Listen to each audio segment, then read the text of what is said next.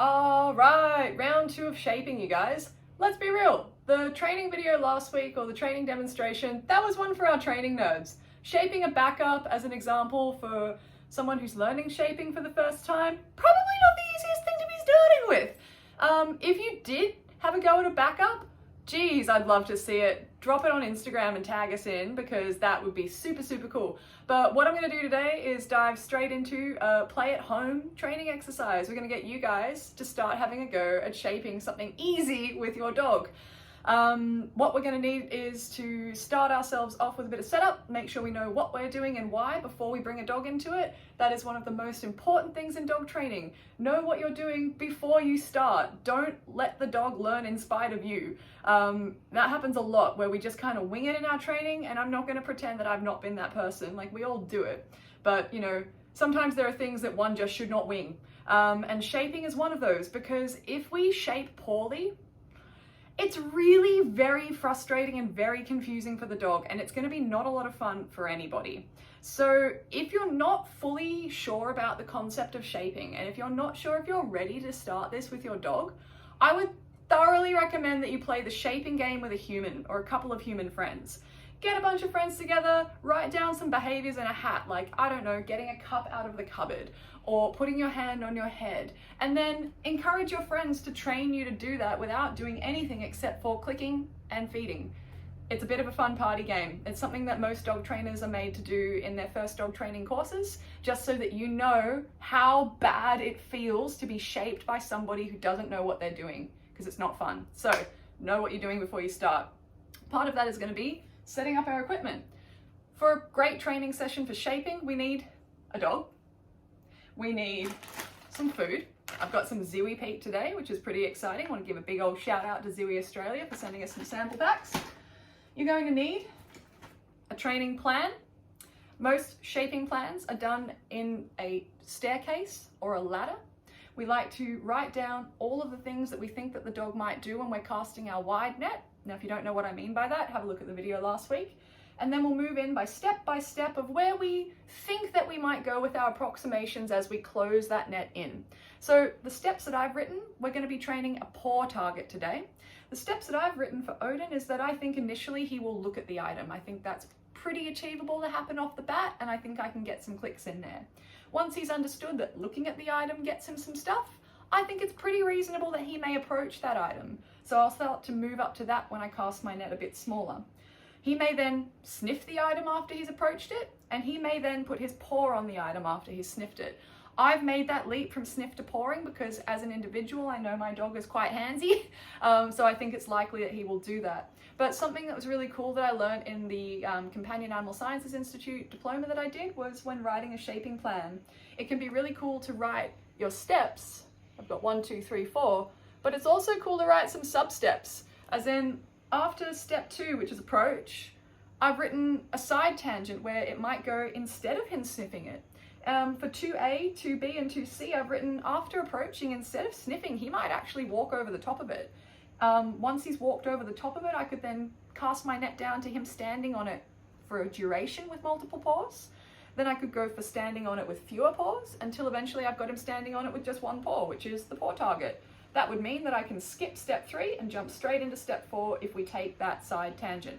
So again, you can see where I'm starting with this is know what you're doing before you do it and have a plan for when things don't go to plan. Another really cool dog training quote that I heard, I believe at a Tellington T-Touch seminar or conference from the lovely Robin Hood was, "The great dog trainers will make a plan and prepare to deviate." So we've got our training plan, we've got our dog, we've got our food. The next thing we need is either a verbal marker that our dog is familiar with, so you would have heard us in all of our sessions saying yes before feeding. I've also conditioned Odin with a clicker, so I can click at the very moment the good behavior occurs, or the approximation that I'm aiming for occurs, and then feed. So click and feed, we've got that. We need something for them to target, so I've got a nice big flat piece of card that we'll be putting on the floor. And then lastly, we need a toy to enjoy a fun play session after the training.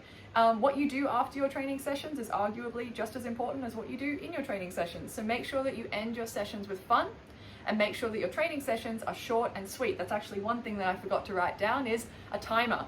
You need something to keep time. I usually film myself, and I usually film with the camera facing forwards, as in I use the internal camera, which means I can see myself on the screen and I can see the time. So as I can see, I said I'd jump into this quickly. I've already been talking at you for 5 minutes. Anybody who's worked with me knows that I do have the gift of the gab. So let's get stuck into some training.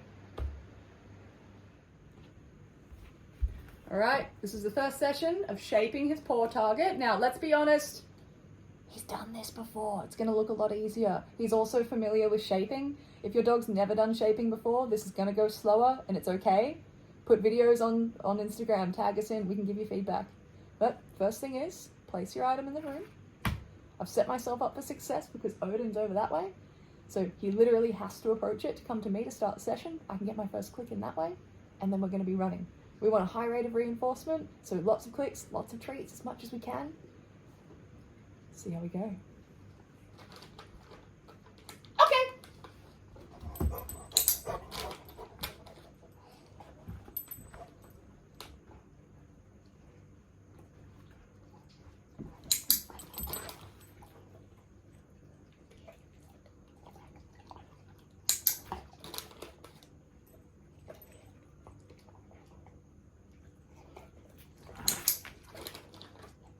So this is one I prepared earlier, so I'm going to try and see if we can bump this up for you guys.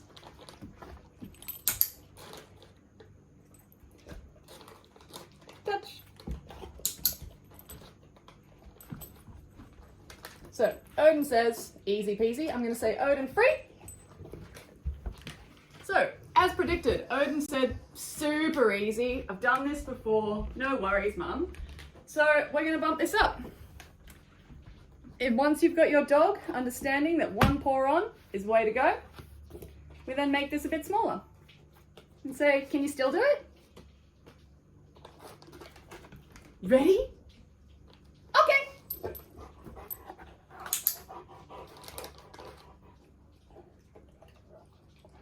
Touch.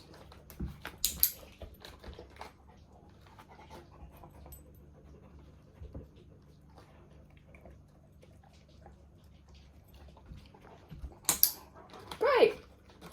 I'm going to go for maybe one or two more just to be sure, So you notice we click the moment the behavior occurs. Free. When we're ready to pick up the item at the end of the session, we say free to release. So as you guys can see, shaping is super fun. It's pretty easy if you set things up right and start with something basic like just paw on a piece of cardboard on the ground. And as you can see, shaping is quite exhausting. When you get them to think for themselves rather than us telling them what to do, sure, it might take like a little bit longer than if we're holding the puppet strings of a lure, but it gets that brain working and it gets them thinking creatively and it gets them going, okay, well, what can I do to make this happen? If you want, you can leave this with paw on the ground, and as you see them approaching in your next repetitions, before they just throw their paw out, just say paw. When they do it, click and treat. You can add your cue on there just like anything, just like with the lure. Or if you want to, you can start to put the piece of card in your hand, have it quite low to the ground and get them to start pawing on that card. You could fade out the card and then eventually, bam, you've got a dog who can shake hands. If you would like, you could transfer this to them turning a little light on and off. If you've got a light that presses on a button on the floor, I think Nathan and Albie have a cool video of that. You could get them up on a light switch. I mean, really, you can now start asking them to smack most anything with their paw. If you've gone back to teaching a dog how to close a cupboard, this is another situation where I might just pop my hand near the cupboard, say paw, and when they get near, I just go psych, and they hit the cupboard, they close it. I've also used this to train Odin to wave hello. So then I just ask for a paw, and when he comes up for the high five, I go psych, and he waves, and we can build it up that way. So anyway, waffling away, because it's just so cool when you start to see the way that you can transfer cues and transfer behaviors and build on other things. You don't always need to start things from scratch, but man, team, what I'd love to see is a bit of train at home, play along, send us some videos of your dogs jovially placing their paw on pieces of cardboard on the ground. And you know, gosh, if we see something really cool, I might send out a Healthy Hound prize pack or a Ziwi Peak prize pack, maybe both. With that, I'm gonna say happy training and I can't wait to see your videos. Bye everyone!